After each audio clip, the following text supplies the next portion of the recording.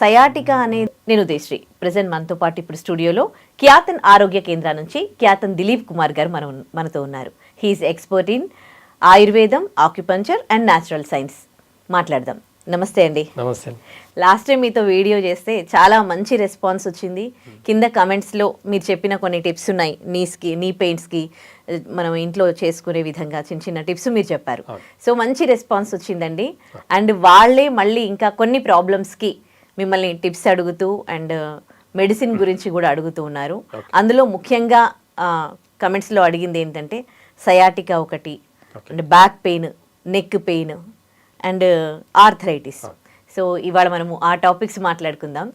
First sciatica గురించి మాట్లాడదాం. అంటే సయాటికా అనేది అంటే ఎట్లా ఉంటుంది, దాని సిమ్టమ్స్ ఎట్లా ఉంటాయి, అండ్ ఏ స్టేజ్ వరకు కూడా ఆయుర్వేదంలో ట్రీట్ చేయగలరు దాన్ని? అయితే సయాటికా అనేది బేసికల్లీ రూట్ కాజ్లో తీసుకుంటే liver and gall bladder imbalance వల్ల వస్తుంది. అంటే ఇక్కడ లివర్ గాల్ బ్లాడర్ యొక్క ఫంక్షన్, దాని రూట్ కాజ్ యొక్క ఫంక్షన్ ఏంటి అంటే మజిల్స్, నర్వస్ సిస్టమ్, టెండన్స్, ఈ మూడు ప్రాబ్లం ఉన్న వాళ్ళకి సయాటికా ప్రాబ్లం వచ్చే అవకాశాలు ఎక్కువ ఉంటాయి.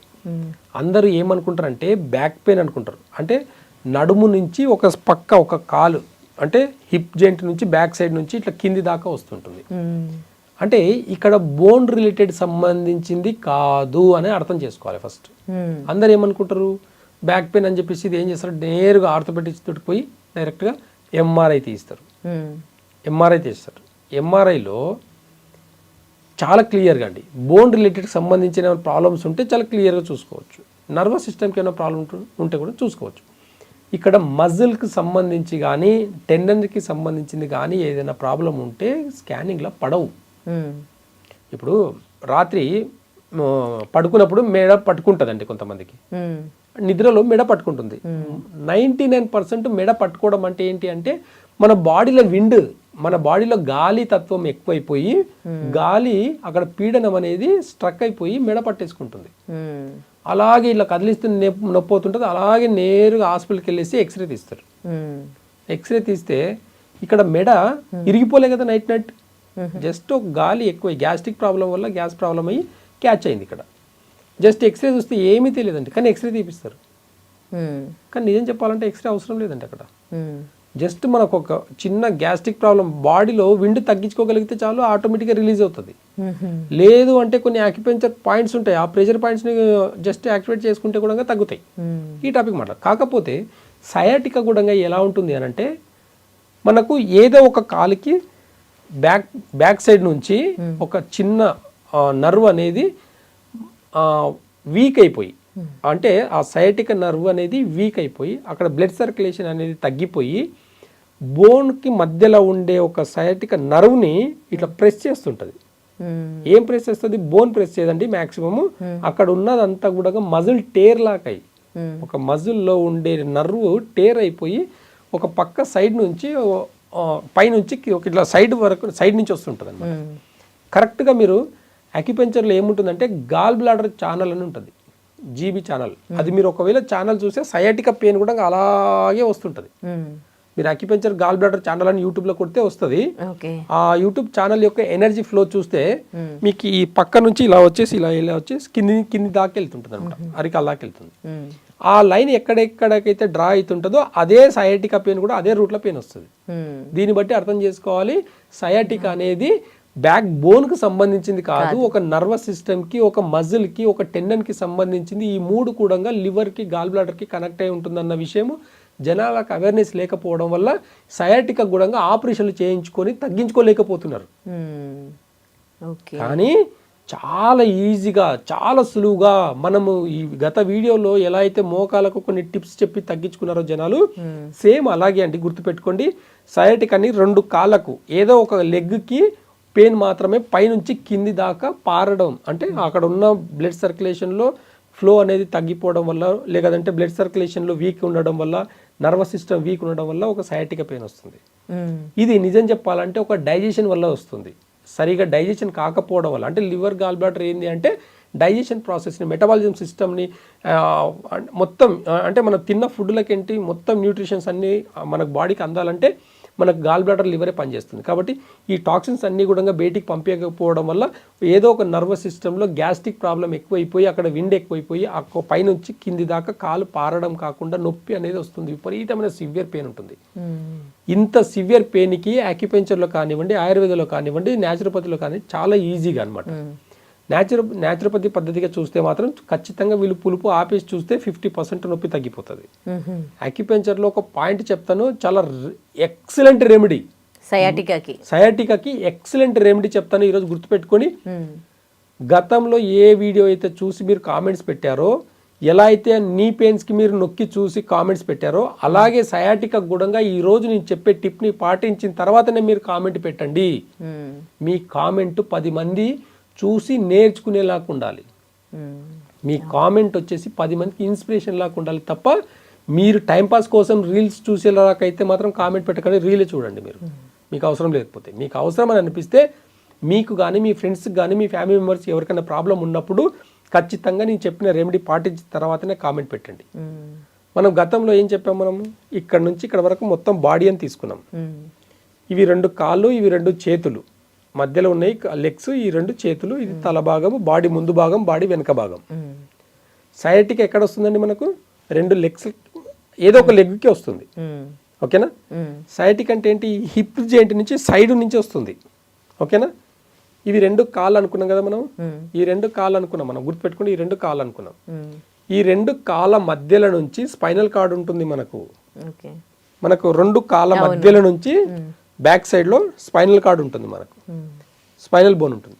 ఈ 2 కాళ్ళ మధ్యలో సెంటర్లో బ్యాక్ పెయిన్ నుంచి ఉంది, మీకు బ్యాక్ పెయిన్ ఉంది ప్లస్ సయాటికా ఉంది అన్నప్పుడు 4 ఫింగర్స్ని ఇలా స్ట్రేట్గా పెట్టేసి, నెయిల్స్ ఉండకూడదు, ఈ నెయిల్స్ని ఇలా పెట్టి ఇలా ఒక 30 to 60 టైమ్స్ ఇలా డీప్గా ప్రెషర్ ఇవ్వండి. Deep pressure.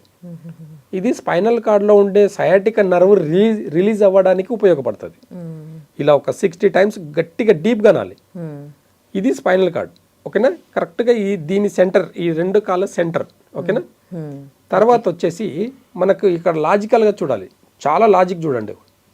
ఇది ఉంది కదండి, ఈ బోన్స్ ఉన్నాయి కదా, ఇవి హిప్ జాయింట్, హిప్ యొక్క బాల్స్ ఇవి. ఈ 2 హిప్ బాల్స్. ఈ 2 చేతులు అనుకున్నాం కదా ఇవి మనము. ఇవి 2 కాళ్ళు, ఈ 2 చేతులు. చేతులకు కూడా ఇవి ఏంటివి? ఇవి భుజాలు, షోల్డర్స్. ఇవన్నీ 2 భుజాలు ఉన్నాయి, 2 హిప్ జాయింట్ ఉన్నాయి. ఈ 4 జాయింట్స్ ఉన్నాయి ఇక్కడ, కింద 2 జాయింట్స్ ఉన్నాయి, పైన 2 జాయింట్స్ ఉన్నాయి. ఒక బాడీ స్ట్రక్చర్ తీసుకుంటే 2 భుజాలు ఉన్నాయి, 2 హిప్ జాయింట్ ఉన్నాయి, మధ్యలో బాడీ. ఇదంతా బ్యాక్ సైడ్ బాడీ, ఇదంతా ఫ్రంట్ సైడ్ బాడీ. ఓకేనా? అర్థమైందా? ఇప్పుడు సయాటికా అన్నప్పుడు ఏంటి? ఈ బాల్ ఉంది కదా, ఒకవేళ ఇది ఇలా తీసుకుంటే, లెఫ్ట్ హ్యాండ్ని తీసుకుందాము, ఇది లెఫ్ట్ హ్యాండ్ తీసుకుంటే ఇది లెఫ్ట్ హ్యాండ్, ఇది లెఫ్ట్ లెగ్, ఇది రైట్ సైడ్ ఉంది చూడండి. మన బాడీకి ఇది రైట్ సైడ్ ఉన్నప్పుడు ఇది రైట్ హ్యాండ్, ఇది రైట్ లెగ్. అర్థమవుతుందా? This is right side, this is left side. ఒకవేళ కుడి లెగ్ అంటే కుడి leg sciatica right side pain ఉంది అంటే ఈ రింగ్ ఫింగర్ ని, లెఫ్ట్ సైడ్ లో రింగ్ ఫింగర్ ని, ఈ సరౌండింగ్ ఉంది కదా, ఈ రౌండ్ హిప్ జాయింట్ మధ్యలో నుంచి పెయిన్ వస్తుంది.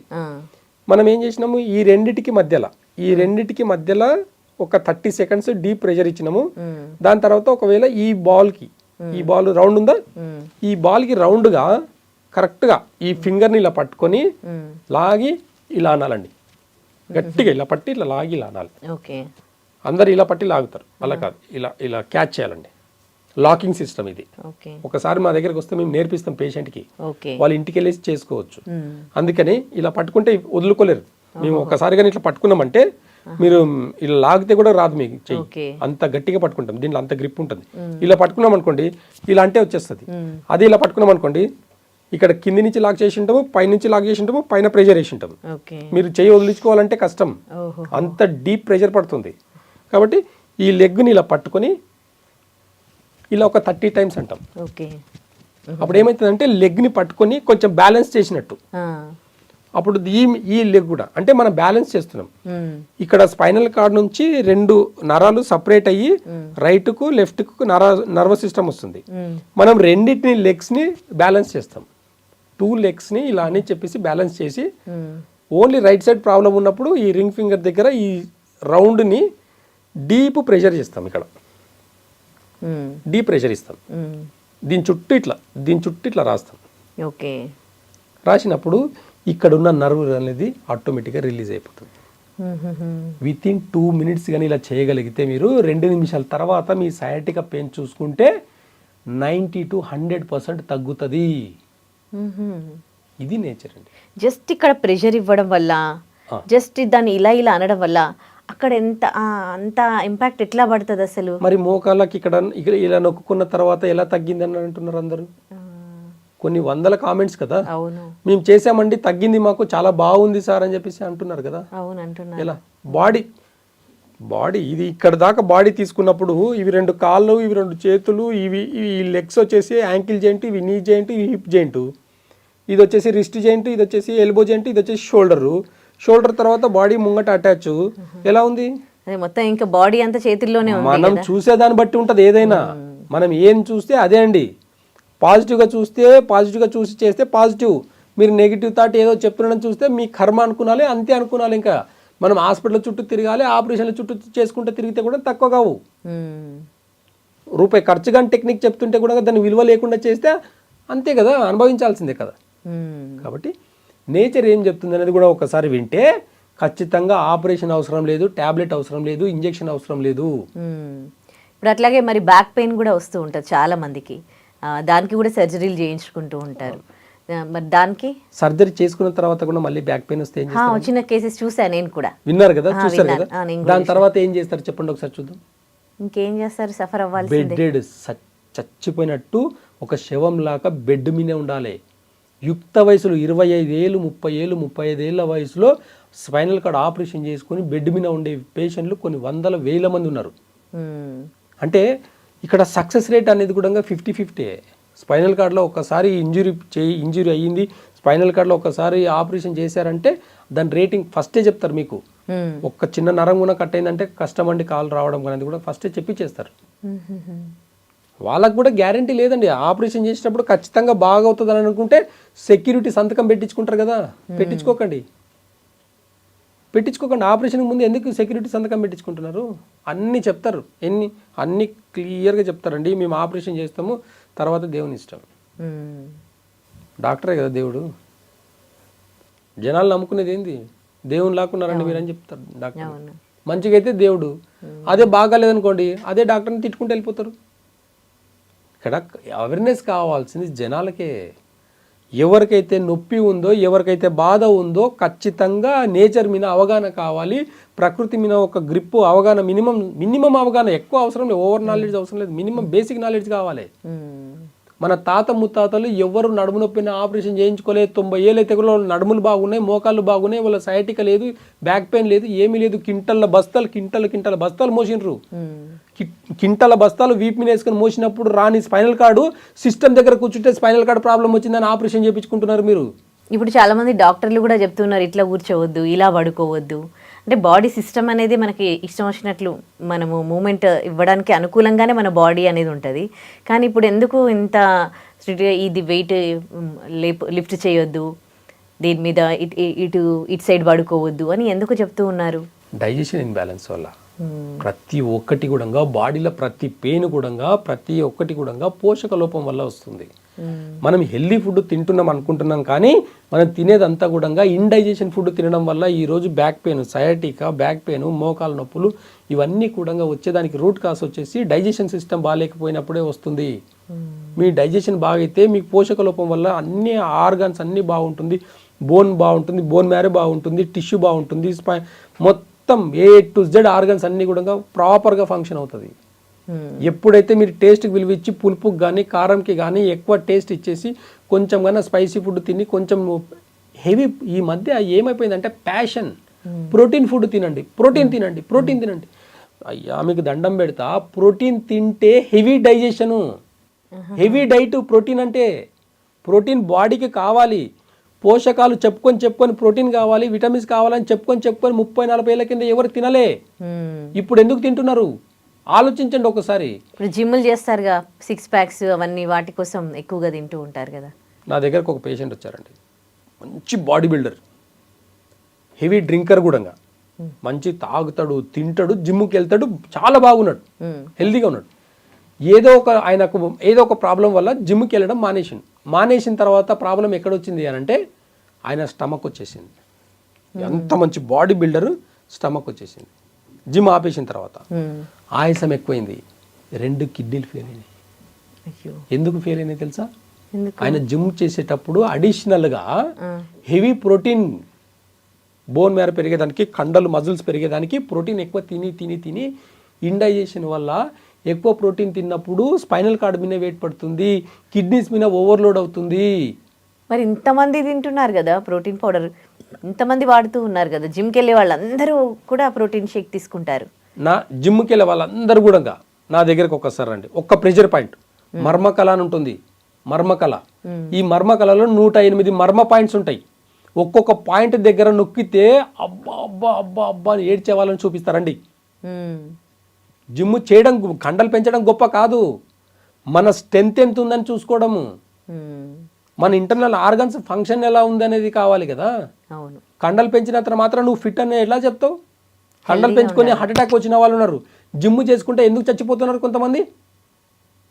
హెవీ ప్రోటీన్ వాడడం వల్ల, డైజెషన్, గ్యాస్ట్రిక్ ప్రాబ్లం వల్ల హార్ట్ స్ట్రోక్స్ వస్తున్నాయి, గుండెపోట్లు వస్తున్నాయి. అయితే ప్రోటీన్ పౌడరే తీసుకోవద్దంటారా? ఇప్పుడు వెజిటేబుల్స్లో ప్రోటీన్ లేదా? అడిషనల్గా ప్రోటీన్ మనకు ఎందుకు అవసరం చెప్పండి ఒకసారి. మన తాత ముత్తాతలు అంతా కూడా ఇదే పప్పు దినుసులు తిని మంచి ప్రోటీన్ తిన్న వాళ్ళు ఉన్నారు కదా. ఇప్పుడు ఫుడ్లో దొరకట్లేదు కదా ప్రోటీన్. ఏం పాడైందండి? ఇప్పుడు 40 ఏళ్ళ కింద ఉన్న ఫుడ్ ఇప్పుడు లేదా? తిని జీర్ణించుకునే కెపాసిటీ లేదని చెప్పండి మీరు. 40 ఏళ్ళ కింద సోయాబీన్స్ ఉన్నాయి, బ్రౌన్ చనా ఉంది, పప్పు దినుసులు అన్నీ ఉన్నాయి, చిక్కుడుగా హై ప్రోటీన్, చిక్కుడుగా కిడ్నీ బీన్స్ చిక్కుడుగా అండి, హై ప్రోటీన్, ఫ్రెష్ ప్రోటీన్. మీరు 300 గ్రాములు చిక్కుడుగా తింటే మీకు కావాల్సిన పోషక లోపాలు అన్నీ కూడా పోతాయి. కాల్షియం ప్రాబ్లం పోతుంది, బోన్ మ్యారో మంచిగా ఉంటుంది, డైజెషన్ బాగా అవుతుంది, విత్ ఇన్ 2 అవర్స్లో డైజెషన్ అవుతుంది. అలాంటి ఫుడ్ పెట్టుకుని వెజిటేరియన్స్ ఎంత మంది ఉన్నారని, ఎగ్ తింటేనే బాగుంటుంది, నాన్ వెజ్ తింటేనే మంచిగా ఉంటుంది అని చెప్పి చెప్పుకొని తినే వాళ్ళంతా కూడా హెల్తీగా ఉన్నారని చెప్పండి. అన్ని పోషకాలు తిని పోషక లోపం, విటమిన్ డి ప్రాబ్లం అంటారు. అన్ని తిని విటమిన్ B12 ప్రాబ్లం అంటారు. అన్ని ఎందుకు చెప్పండి? మరి తినేది డైజెషన్ కానప్పుడు ఇవన్నీ ప్రాబ్లమ్స్. తిన్నది డైజెషన్. కొంచెం తోటకూర వేసుకొని, ఇంత పప్పు వేసుకొని తినండి, మీకు పోషక లోపం వస్తుందో చూస్తా నేను. కొంచెం తోటకూర వేసుకొని, ఒక పప్పులు వేసుకొని మంచిగా వేసుకొని తినండి, పోషక లోపమే లేదు. ఇవన్నీ కూడా మనకు అవేర్నెస్ లోపం వల్ల ఈరోజు కార్పొరేట్ లెవెల్లో ప్రోటీన్ పౌడర్లు ఇవన్నీ చెప్పుకొని తినడం వల్ల ఈరోజు కిడ్నీలు డ్యామేజ్ చేసుకుంటున్నాము. కాబట్టి బ్యాక్ పెయిన్కి కూడా చాలా సింపుల్ టెక్నిక్ అండి. ఈ 2 కాళ్ళ మధ్యల నుంచి బ్యాక్ పెయిన్కి జస్ట్ ఈ ఒక్కటి అంతే. ఎలాంటి ప్రోటీన్ ఫుడ్లు వాడకండి. కొన్ని ప్రెషర్ పాయింట్స్, ఓకేనా, కొన్ని నర్వస్ సిస్టమ్ని స్టిమ్యులేట్ చేసి అశ్వగంధ, శిలాజిత్తు ఇలాంటివన్నీ కూడా మన బాడీలో ఇంటర్నల్ ఆర్గాన్స్ని బాగు చేసేదానికి ఉంటాయి, నొప్పిని తగ్గించేదానికి కాదు. బ్యాక్ పెయిన్ ఆయుర్వేదంలో నొప్పులకు మెడిసిన్స్ లేవు. నొప్పిని తగ్గించే ఆర్గన్స్ ఏముంటాయి మనకు అంటే, ఏ ఆర్గన్ వల్ల మనకు నొప్పిని జయించే ఆర్గాన్స్ ఉంటాయి కదా. ఎగ్జాంపుల్, బ్యాక్ పెయిన్ ఉంది. ఈ బ్యాక్ పెయిన్లో స్పైనల్ కార్డ్ అంటే కిడ్నీ రిలేటెడ్కి సంబంధించింది. వాటర్ కరెక్ట్గా తాగితే బ్యాక్ పెయిన్ తగ్గుతుంది. వాటర్ తాగే పద్ధతి కూడా ఈరోజు జనాలు మర్చిపోయారు. గడగడ పైనుంచి తాగడం వల్ల ఇంటెస్టైన్ మీద మొత్తం కూడా, స్టమక్ మీద కానివ్వండి, థైరాయిడ్ గ్లాండ్ మీద కానీ, కిడ్నీస్ మీద ఓవర్లోడ్ అవుతుంది. ఓవర్లోడ్ అయ్యి ఈరోజు మొత్తం కూడా స్పైనల్ కార్డ్ అంతా వీక్ అవుతుంది. చిన్న వయసులో స్పైనల్ కార్డ్ రోగాలు ఏంటండి నాకు అర్థం కాదు. చిన్న వయసులో విటమిన్ ప్రాబ్లం ఏంటి? విటమిన్ డి ప్రాబ్లం 20 ఏళ్ళకి ఎలా వస్తుంది? డైజెషన్ సరిగ్గా లేకపోవడం వల్ల వస్తుంది.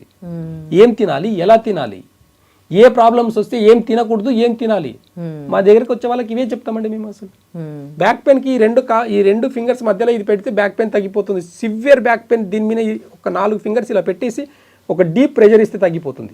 చెక్ చేసుకున్న తర్వాత కామెంట్ పెట్టి చూడండి మీరు. కాదు, ఇప్పుడు డాక్టర్స్ చెప్తారు దీంట్లో స్టేజెస్ ఉంటాయి, గ్రేడ్స్ ఉంటాయి, 4th స్టేజ్కి వెళ్తే సర్జరీ చేయాలని. ఇప్పుడు మీరు చెప్పిన ఈ ప్రెషర్ పాయింట్ 4th స్టేజ్ వరకు వెళ్ళిన వాళ్ళకి కూడా రికవర్ అవుతుందా? స్పైనల్ కార్డ్ ఇంజూరీ అయిపోయి 2 కాళ్ళు చచ్చిబడిపోయిన వాళ్ళకు కూడా పనికి వస్తుంది. 2 కాళ్ళు చచ్చిబడిపోయిన వాళ్ళకు కూడా అంత ఎఫెక్టివ్గా పనిచేస్తుంది ఇది. కాబట్టి ఈ ప్రెషర్ పాయింట్స్ని కాకుండా ఆయుర్వేదాలు కూడా రూట్ కాస్ ఏం చెప్తుంది. కప్పింగ్ థెరపీ చేస్తాం బ్యాక్ పెయిన్ వాళ్ళకు. అక్కడ మజిల్ టేర్ అయి ఉంటుంది కొంతమందికి. కప్పింగ్ థెరపీ చేసినప్పుడు ఏమవుతుందంటే అక్కడ ఉన్న మజిల్స్ అన్ని కూడా క్యాచ్ అయినవన్నీ కూడా రిలీజ్ అవుతాయి. బ్లడ్ సర్క్యులేషన్ ప్రాపర్గా జరుగుతుంది, ఈజీగా కవర్ అవుతుంది. అలాంటివి ఎన్నో టెక్నిక్స్ ఆల్టర్నేట్ థెరపీస్లో ఆయుర్వేదంలో యాక్యుపంచర్లో న్యాచురల్ థెరపీలో ఎన్నో ఉన్నాయి అట్లా. మేము ఏం చేస్తున్నాము, ఆయుర్వేద మెడిసిన్స్ ఇస్తాము, యాక్యుపంచర్ చేస్తాము, ప్లస్ న్యాచురోపతి డైట్ చెప్తాము, ఏం తింటే బాగుంటుంది, ఏం తినకపోతే బాగుంటుంది. ఇవన్నీ ఇంపార్టెంట్ అండి లైఫ్లో. అన్ని టాబ్లెట్లు వేసుకొని నేను అన్ని తింటానంటే ఏదో ఒక రోజు ఆపరేషన్ తప్పదు మీకు. ఇప్పుడు ఒకవేళ ఆల్రెడీ ఇప్పటివరకు సర్జరీ చేయించుకున్న వాళ్ళకి మళ్ళీ బ్యాక్ పెయిన్ వచ్చింది అనుకోండి, వాళ్ళకి మీరు ట్రీట్మెంట్ అలాంటి చేస్తారా? వాళ్ళకు కూడా ఖచ్చితంగా మనకి ఏదో ఒక సొల్యూషన్ ఉంది, ప్రతి దానికి సొల్యూషన్ ఉంది. ఇప్పుడంటే యాక్సిడెంట్లు అయ్యి కాళ్ళు ఇరిగినాయి, చేతులు ఇరిగినాయి, సెట్ అవ్వట్లేదు అని అంటే, యుద్ధాలు చేసినప్పుడు ఎలాంటి యుద్ధాలు జరిగినాయి రాజుల కాలంలో, అలాంటి వాళ్ళు చనిపోలేదండి. దాన్ని సర్వైవ్ అయ్యి ఎలా బయటపడ్డారు అనేది ఒకసారి గుర్తించుకోండి.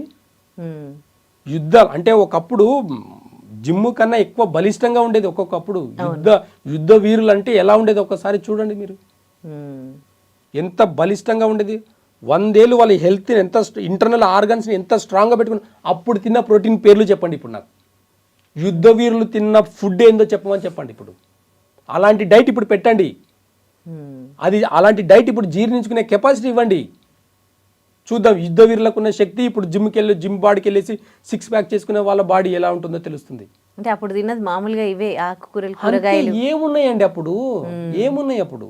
మసాలాలు ఉన్నాయా, నూడిల్స్ ఉన్నాయా, ప్రోటీన్ ఫుడ్లు ఎక్స్ట్రా ఉన్నాయా? ఇవే ఆకుకూరలు, ఇవే పప్పు దినుసులు, ఇవే కదండి. అప్పట్లో నాన్ వెజ్ తినేది అప్పట్లో కూడా ఎప్పుడు తినేది, ఎవరు తినేది తెలుసా? నాన్ వెజ్ అనేది వేటాడే వాళ్ళు మాత్రమే తినాలి. వేటాడే ఒక వేటాడాలంటే ఎంత పరిగెత్తాలి తెలుసా?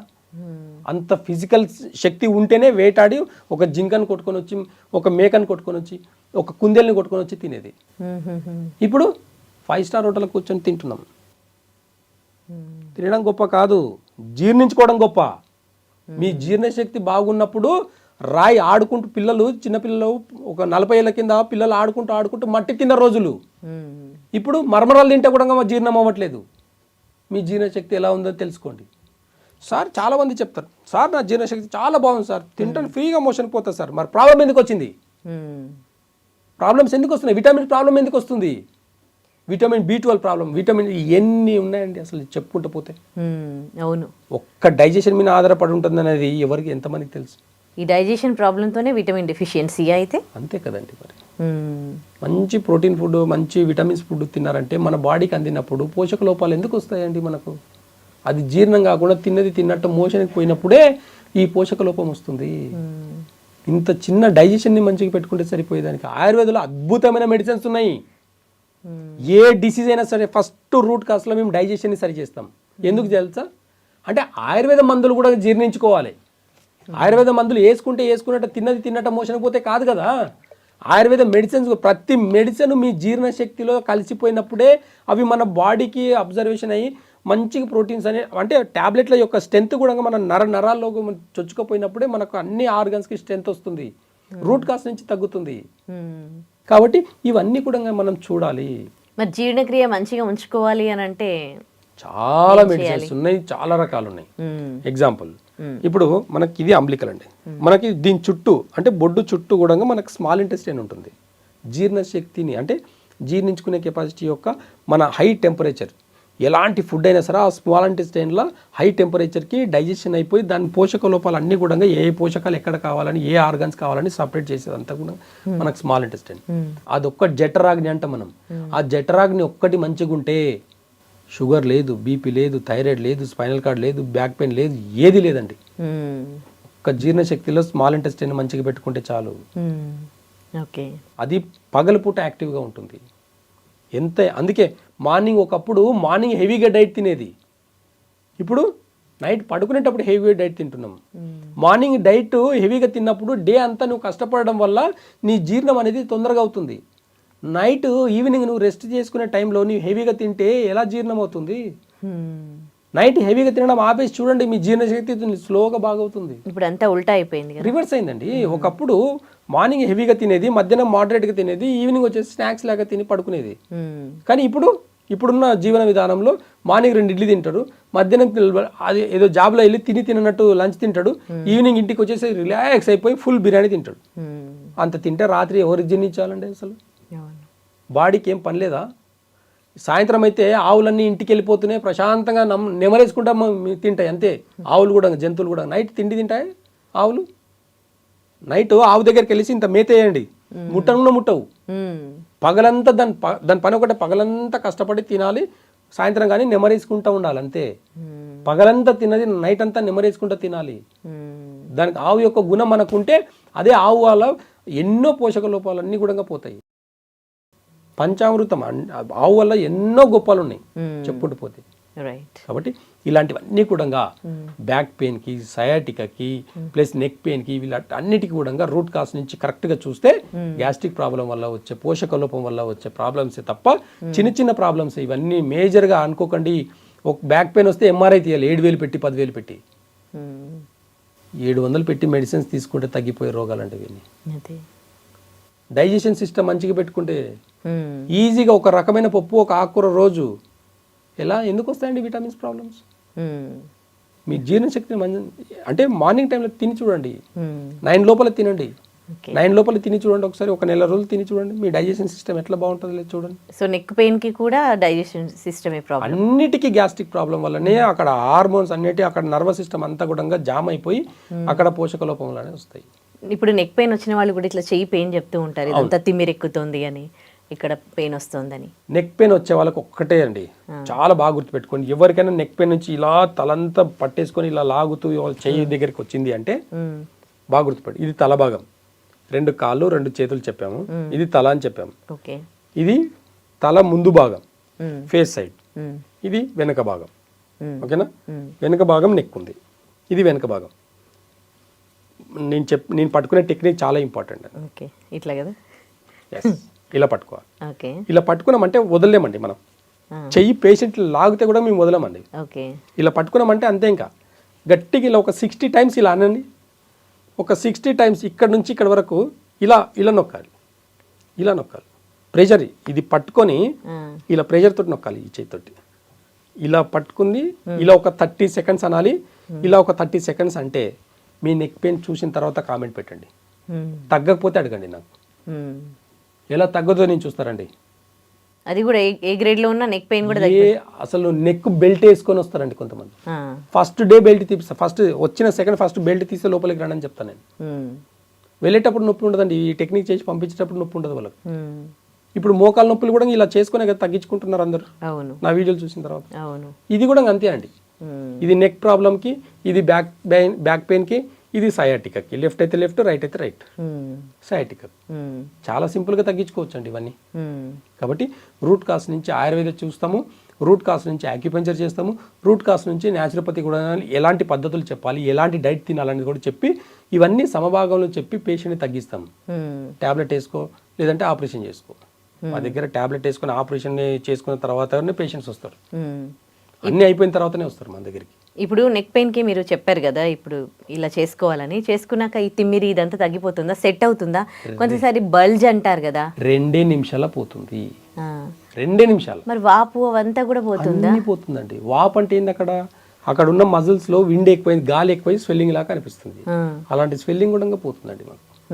కాబట్టి రూట్ కాస్ తెలుసుకుంటే చాలా ఈజీ, రూట్ కాస్ తెలియకపోతే చాలా కష్టం. కాబట్టి రూట్ కాస్ నుంచి ఏదైనా డిసీజ్ తగ్గించుకోవాలనుకుంటే ఆలోచించి నిర్ణయాలు తీసుకుని ఆపరేషన్ చేయించుకోండి అంతే. ఓకే, ఇక ఆర్థరైటిస్కి సంబంధించి మాట్లాడుకుందాం. ఆర్థరైటిస్ ప్రాబ్లమ్స్ వాళ్ళు కూడా కామెంట్స్ చేశారు మాకు, అదేంటి ఇట్లాగే ఇంట్లో ఆక్యుప్రెషర్ పాయింట్స్ చెప్పండి అండ్ ఆయుర్వేదంలో ఎలాంటి ట్రీట్మెంట్ ఉంది చెప్పండి అని. చూడండి, ఆర్థరైటిస్ అంటే ప్రెషర్ పాయింట్స్ అంటూ ఏముండవండి. అంటే వాళ్ళకు ఒక్కొక్క జాయింట్లో పెయిన్స్ ఉంటాయి. ప్రతి జాయింట్లో ఈ జాయింట్ ఈ ఫింగర్స్ కూడా ఇట్లా మార్నింగ్ లేస్తే ఫింగర్స్ ఇట్లా అవ్వండి, ఇలా స్ట్రక్ అయిపోయి ఉంటాయి, మూమెంట్స్ ఉండవు వాళ్ళకు. ప్రతి జాయింట్లో పెయిన్స్ ఉంటాయి. యూరిక్ యాసిడ్ ఎక్కువై ఉంటుంది వాళ్ళకు. కిడ్నీ రిలేటెడ్, గ్యాస్ రిలేటెడ్ సమస్యలు ఎక్కువైపోయి కిడ్నీ రిలేటెడ్ పోషకాల లోపం వల్ల కిడ్నీ రిలేటెడ్ మీద అంటే యూరిక్ యాసిడ్స్ ఎక్కువ అవడం, బ్లడ్ ప్యూరిఫై కాకపోవడం వల్ల ఈ ఆర్థరైటిస్ అనేది వస్తుంది. వాళ్ళకు బాడీ ఓవర్ హీట్ ఉంటుంది. ఆయుర్వేదంలో ఏం చేస్తాము, హీట్ని తగ్గించి గ్యాస్ట్రిక్ సమస్యను తగ్గించి నర్వస్ సిస్టమ్కి స్టిమ్యులేట్ చేసే మెడిసిన్స్ శిలాజిత్, అశ్వగంధ, ఈ 2 మిక్స్ చేసే ఒక ఫార్ములా ఉంటుంది. చాలా అద్భుతంగా పనిచేస్తుంది మా దగ్గర. ఇలాంటి వాటికి ఆర్థరైటిస్కి కొన్ని రూట్ కాస్ నుంచి కొన్ని మెడిసిన్స్ ఇవ్వడం వల్ల పల్లిరిగా చూర్ణం ఉంటుంది, గంధక రసాయనం ఉంటుంది. ఇట్లా కొన్ని మెడిసిన్స్ ఇవ్వడం వల్ల ఏమవుతుంది అంటే రూట్ కాస్ నుంచి ఇది ఒక్క రోజులో తగ్గదండి ఇది. అంటే ఈ ఆర్థరైటిస్ ప్రాబ్లం ఉండే వాళ్ళకు ఫస్ట్ వాళ్ళ ట్యాబ్లెట్లు ఏమేమి వాడుతుంటారు తెలుసా అండి?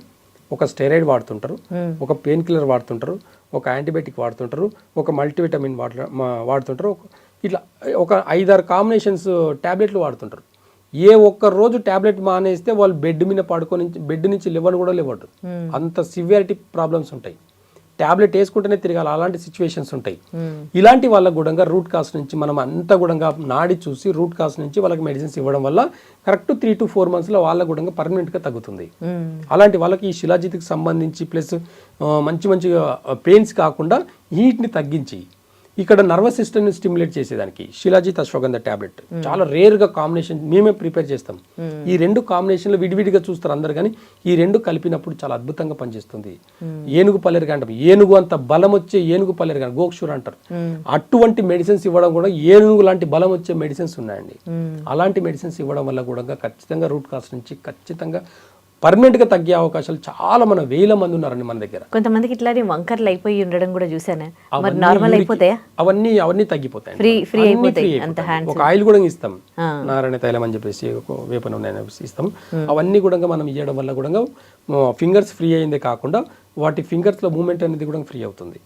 కాబట్టి అక్కడ ఉన్న హీట్ కూడా జనరేట్ అయింది, అదంతా కూడా తగ్గుతుంది. తగ్గినప్పుడు ఆటోమేటిక్గా ఇవన్నీ కూడా రూట్ కాస్ నుంచి తగ్గే అవకాశాలు ఎక్కువ ఉన్నాయి. Right, thank you so much అండి. Thank you. And for more videos, please subscribe to iDream. Please subscribe to iDream. Please subscribe iDream. And please subscribe to iDream. For more videos, subscribe to iDream. please like, share and subscribe to the channel. Congratulations, iDream. Subscribe to iDream. Subscribe to iDream. So subscribe to iDream Media. iDream ki iDream team andarki huge congratulations. Please subscribe iDream Media. Please subscribe to iDream. Subscribe iDream. Please subscribe to iDream. iDream అంటే నా కళల ఛానల్ను subscribe చేసుకున్న నోరు తిరుగుతలేదు, మీరైతే గంట గుర్తు కొట్టండి. For more such videos, please subscribe to iDream. Subscribe to iDream. Please subscribe to iDream. Please subscribe iDream Media. Please do subscribe to iDream. Please subscribe to iDream Media. For best entertainment and information, please subscribe iDream. And don't forget to subscribe to iDream.